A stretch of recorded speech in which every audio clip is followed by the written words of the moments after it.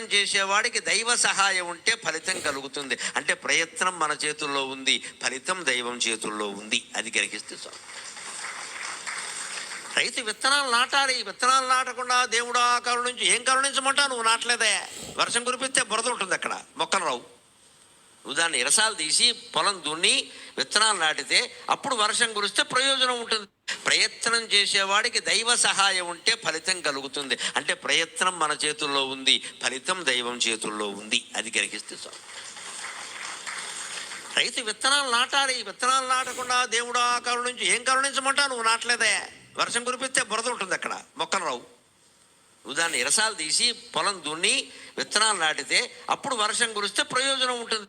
ప్రయత్నం చేసేవాడికి దైవ సహాయం ఉంటే ఫలితం కలుగుతుంది. అంటే ప్రయత్నం మన చేతుల్లో ఉంది, ఫలితం దైవం చేతుల్లో ఉంది. అది గ్రహిస్తే చాలు. రైతు విత్తనాలు నాటాలి. విత్తనాలు నాటకుండా దేవుడు ఆ కరుణించి ఏం కరుణించమంటావు? నువ్వు నాటలేదే. వర్షం కురిపిస్తే బురద ఉంటుంది, అక్కడ మొక్కలు రావు. నువ్వు దాన్ని ఇరసాలు తీసి పొలం దున్ని విత్తనాలు నాటితే అప్పుడు వర్షం కురిస్తే ప్రయోజనం ఉంటుంది.